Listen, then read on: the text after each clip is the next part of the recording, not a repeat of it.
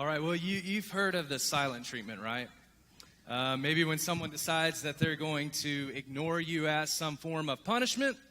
Maybe your wife gave you the silent treatment one time because you should have known why she was upset. And because you don't know why she's upset, she decided to give you the silent treatment. Come on, guys, right? That really happens. Or maybe your husband gives you the silent treatment every single time there's a game on the TV, right? I mean, it's the truth. Now, this one's for the teenagers out here because maybe you received the silent treatment from your parents because, watch this, you forgot to do the dishes for the 17th time, and so they gave you the silent treatment. Or maybe this Christmas season you beat someone in some board game and they gave you the silent treatment because they're a sore loser. I mean, come on, and they can't handle losing, and they beat you at everything else, and you beat them at this one game, and they gave you the silent treatment. Now, if you've ever had the silent treatment, I think we could all agree with this statement. Receiving the silent treatment is no fun at all. It's no fun at all. It's confusing. It can even be hurtful. Well, why is that? Well, for one thing, when someone gives you the silent treatment, they ignore you, it's hard to fix the problem, right?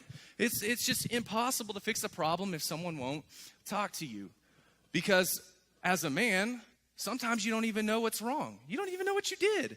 And they still give you the silent treatment. Now, me personally, I'm going to get personal for just a second. Personally speaking, I would rather someone, if they're mad or upset with me, come up and grab me by the shirt and begin to yell and shake me as much as they can and yell in my face than give me the silent treatment. It bugs me. It bugs me so much that if you gave me the silent treatment, I will tell you how the story will end. I will come talk to you. And I will get in your face and say, why aren't you talking to me? And here's the reason why I do that. Because when someone gives me the silent treatment, it makes me feel like that person doesn't even care for me at all. Now, let me ask you another question this morning. Have you ever felt like you were getting the silent treatment from God? Maybe you prayed for something and it never happened, so you feel like God ignored you. Maybe you found yourself in a difficult situation at home and you just kind of wish that God would swoop in and save the day, but he just seems to give you this silent treatment. Or maybe someone this Christmas season you know is hurt or sick, and you ask God, well, why are they hurt and sick? And he just doesn't talk back. Or maybe it seems like God is paying attention to everyone else but you. Now, I know I've felt this way before. I've even felt this way this year, especially at the beginning of the year when Beck and I found out that we had miscarried a child. And I remember just sitting in the doctor's office the week before and just kind of filled with a little bit of hope. And the doctor was like, we're going to give it one more week. We're going to see what can happen. And so we left there very hopeful and very prayerful. And I remember we had been praying up until that point, so I don't think we just decided to start praying. But we began to pray and pray like we had never prayed before.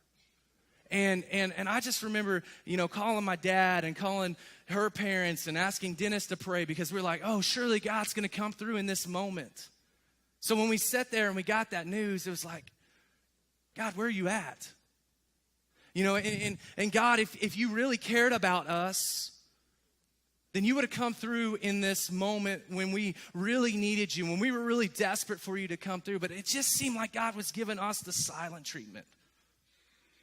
See, whether we all realize this or not, we like to think that if we bring a problem to God, or we bring a fear, we bring a doubt, we bring whatever is going on in our life to God, we think that God should just automatically respond to us immediately, right?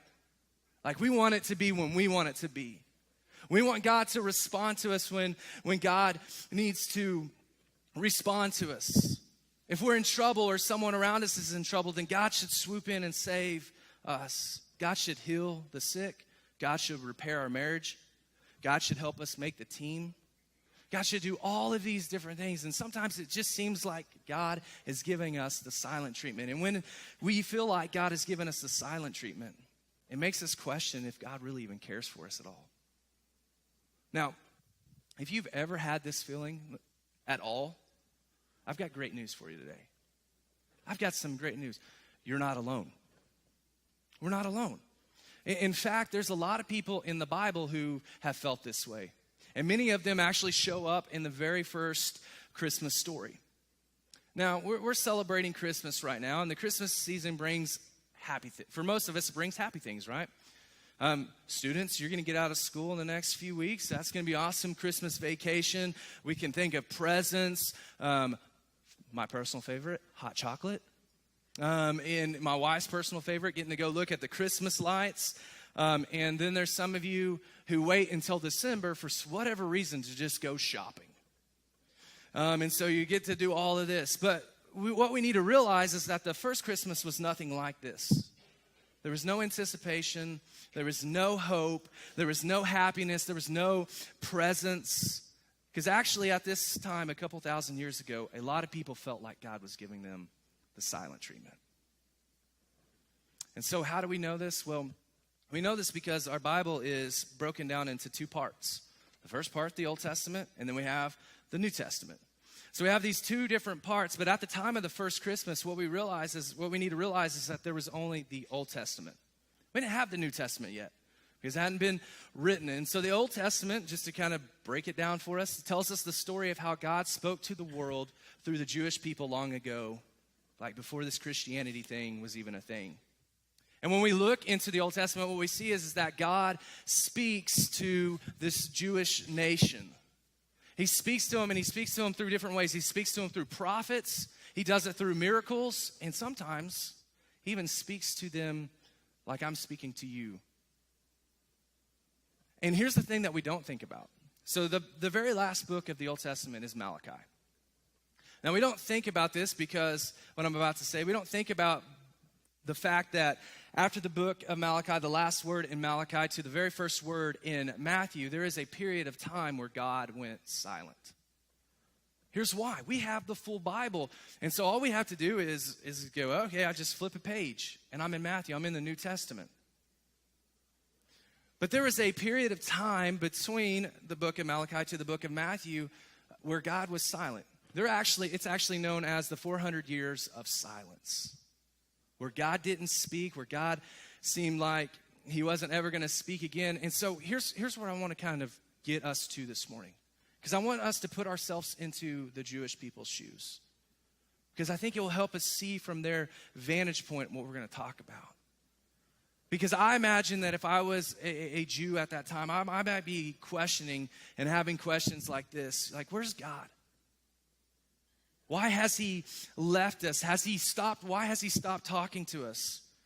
Is he mad at us? Has he left us? And maybe even some questions of, was he even real to begin with? Have you ever had questions like that before? But after the 400 years of silence, the New Testament tells us what happened. And in Matthew, the first book of the New Testament begins with a list of names, and we've got them on the screen for you. Now, you can read that, but I just figured it'd be a lot easier for us to read that. So there's some names on here that we probably recognize. Abraham, Isaac, Jacob, David, Solomon. We recognize Josiah. There's some names that are very recognizable to us on this list. Now, if you're like me, I don't know about you, but like I get to Matthew 1, sometimes I'm like, I'm just going to skip over these like a long list of names. Like, why is this important to me? I'm just being honest with you. But if we are reading this with the perspective of someone who is Jewish, if we're reading this as someone who had heard from God, who had been hearing all these stories, we might look at this and we might recognize, 5, 6, 7 names. But for the people during this time, they would have read this and been able to tell you about every single one of them and the stories, because they had been hearing the stories. That is, up until some new names appear at the very end of this. And this is kind of where I want to look at for just a second. It's found in Matthew 1, verse 16. And this is what we find. It says that Jacob was the father of Joseph, the husband of Mary, and Mary gave birth to Jesus, who is called the Messiah. So some new names appear, and like we can be thinking like, who is Joseph? Who's Mary? Who's Jesus? But for the Jewish nation, they would have understood and things would have been clear. You thought that the story was over, but it's not. You thought that God was done talking, but he's still speaking. And he's going to speak this time through Jesus, who is the Messiah, the one who's going to come to this earth and save us from our sins. This is the one, the promised one that we're celebrating this Christmas season. And suddenly this boring list of names means a whole lot more. It means a whole lot more. And because it contains big news, big good news, this good news that our choir sang about this morning, and this unexpected news that Jesus had come to save the world. But I think it also communicates something else. It communicates that all those years when God seemed like he was silent, he was crafting together the family tree of Jesus. He was orchestrating something in the background when no one else could see it but him. He was setting the stage for the event that literally was going to change our world forever. Because even when God was silent, he wasn't absent. And a lot of times, if we're honest, when God seems silent, we think and just automatically assume, man, he's absent from my life. But we're seeing here that God wasn't silent. That even in what, quote unquote, seemed like his silence, he was doing something. He was working. He was waiting for the right time to come. He was waiting to prepare the way for Jesus to come into this world. See, even when it seemed like God was silent for 400 years, he was working. And some of you need to hear that today. Because God might seem silent in your situation, but you need to understand that even if he does seem silent, he is still working. And he might be working in the background where you can't see it. Just like he was working in the background here, to show us that he was there. And years later, what we find is that the Apostle Paul picks up on this kind of same idea in Galatians 4. And it says this, but when the right time came, now notice what this doesn't say real quick. This doesn't say, but when the convenient time came. It also doesn't say, but when I was ready for the time to come. Or when I thought I could tell God, hey, it's time to go and do this. No, it doesn't say that. It says, but when the right time came, God sent his son, born of a woman, subject to the law. In other words, I've heard it put like this: God's timing's perfect. It's always perfect. God is never late, and God is never early. God is always on time. We might not see that. We might not recognize that he's working, but his timing is so much better than ours. There's that verse in Isaiah that says that your ways are not my ways, neither are your thoughts my thoughts, declares the Lord. It's this understanding that at the right time, he did something, and he did something so miraculous. See, God had a plan all along. He hadn't forgotten about his people. He hadn't forgotten about you. He was just waiting for the time that he had decided, the time that he had planned, the time that he had everything ready to go. And I don't know about you, but I'm pretty impatient sometimes with God. Right? God, I want it, and I want it now. We live in that world right now. I can pull my cell phone out and order something on Amazon, and it can be here tomorrow. Like, it's immediate. And a lot of times we allow our culture to dictate our view of God, and we think, okay, well, if I can get the Chewbacca mask off of Amazon in 2 days, then God should answer my prayer in 2 days. But it just doesn't work like that. It doesn't work like that. Because a lot of times we got to wait until the right time, and we need to wait on God. In fact, let me say this. If you're waiting on God, here's what I believe firmly. I believe that God's trying to grow your faith. I believe that God's trying to grow your faith. Why? Because in God's silence, even though he's not, bottom line real quick, God's silence doesn't equal his absence. God's silence doesn't equal his absence. So when we're thinking about the faith being grown, it's teaching us to walk by faith, even when God seems silent. And the Bible tells us in Hebrews, it's impossible to please God without faith. So again, today, the one thing I do want you to hear is this. If you don't hear anything else, or remember anything else I said today, remember this real quick. God's silence doesn't equal his absence. Someone needs that today. I firmly believe that. I firmly believe that as I was praying for whatever situation you're walking in, and I don't know what your situations are right now. But just because God's silent doesn't mean he's absent in your life. It's actually quite the opposite. It's quite the opposite. And you might be sitting there thinking, well, how do you know that? How can I really know that God isn't silent, or his silence doesn't equal his absence? Because it seems like God is absent.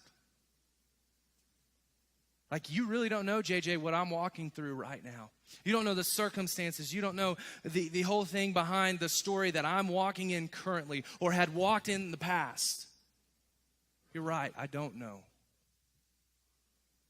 But I want to provide some hope this morning for us. We sang this name today, and I want to focus in on one of the names of Jesus.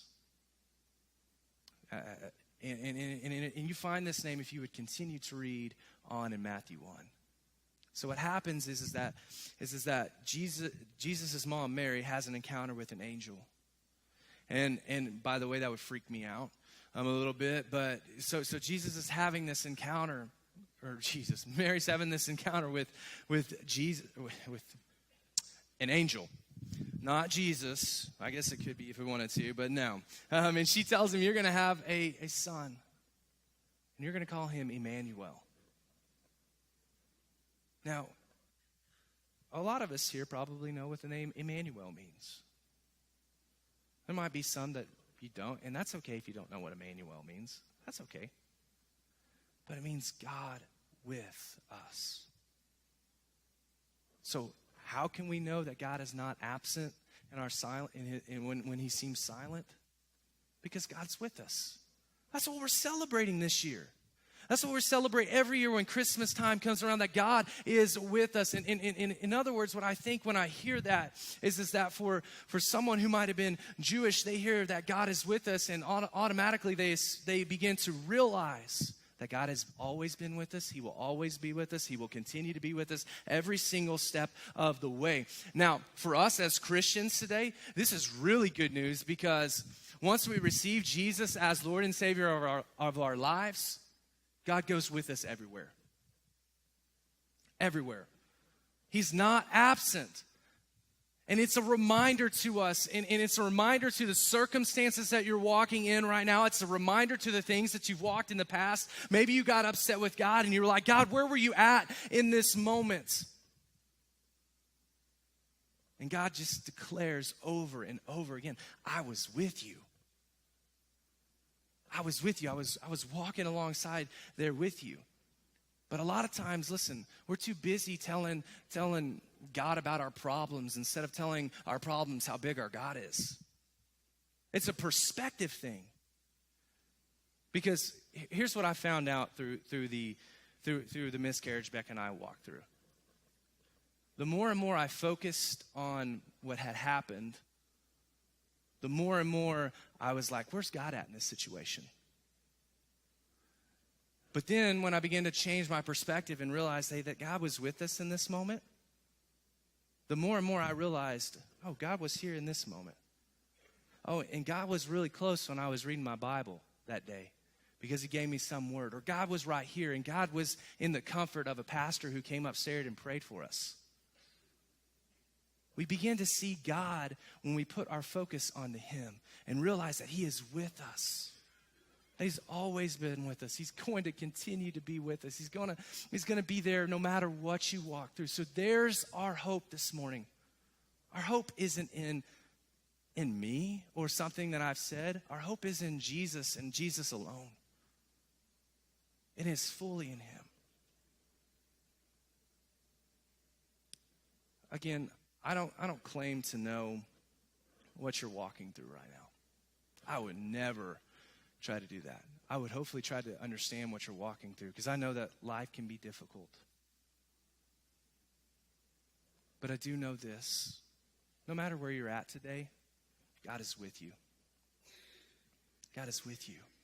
And we can celebrate that, and we can worship God for that. We can do so many more things because we know that God is with us, that he'll never leave us nor forsake us as well. So whatever your situation is today, I hope it's good, because God's there in the good times as well. I don't want to make it sound like, oh, he's only there in the bad times. God's there in the good times. God's there in the good, the bad, the ugly, and everything in between. God is there. And we can worship that. We can believe that today. And this is how I want to end today. In just a second, I want to just have a video speak some words over your life. And it's a video for me that's just for me. I was able just to sit in my office the other day and just kind of find some hope. And as I was sitting there in the midst of that, thinking about what I was going to talk about, and I was listening to this video, God reminded me of a great verse in Galatians 6:9. It says this. It says, "Let us not grow tired of doing what is good at just the right time." Does that sound familiar to us? At just the right time. Just the right time, we will reap a harvest of blessing if we don't give up. Don't give up today. Find your hope in Emmanuel, the one who is with us. And as we think about that in a second, what I wanted to do is I'm just going to ask that you just go ahead and bow your heads and close your eyes. This is going to seem like the longest invitation ever, but it's really not going to be. And I just want you to think about it. Where in your life do you need God to show up? Is it something in your past, something that's happened to you in your past? Is it something that's happening in your current circumstance? And maybe you would realize that God isn't just with you like in the past, but you would realize that he is here now. So I'm going to pray, and I want these words just to be spoken over you this morning. So, Father, I don't know what every single person is going through today. God, I don't claim to know that. But my heart is empathetic towards them. I don't know if someone's walked through something in the past and they've wondered where you were. But God, I just ask, Father, in these moments, maybe, God, that we would just realize that you're here. I believe you're here. I believe that you're with us every single step of the way. And I believe that you will continue to be with us. So may we find our hope in that this morning. May we realize that your silence doesn't equal your absence. And just with your heads bowed and your eyes closed, and we're going to play this video. And after this video, we're going to enter into a time of worship. And I think with that perspective of God being with us, we can just full on just give God an offering of ourselves today. If you need to make a decision, we'll be down at the front. You can make that decision today. But I'm going to let this video play, and then the musicians are going to sing.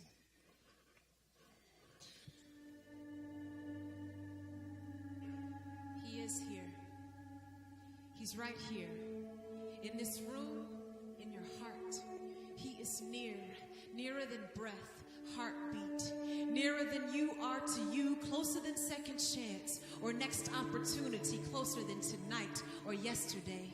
He is real, more real than touch, see, hear, smell, or taste. More real than reality. He is our reality, more real than joy, pain, sorrow, or the love of being in love. He is present like space, wind, time, silent night. He is waiting like creation, like words on the tip of tongue, like songs that have yet to be sung. He is beauty in oranges, blues, every hue, every shade, sunset and sunrise, whisper his name. He is holy, cannot be touched, explained, like sweet seconds of prayer, like grandmother on knees, wood floor bare. He is old hymns, the extending of limbs, stretched across trees, stripes to heal disease,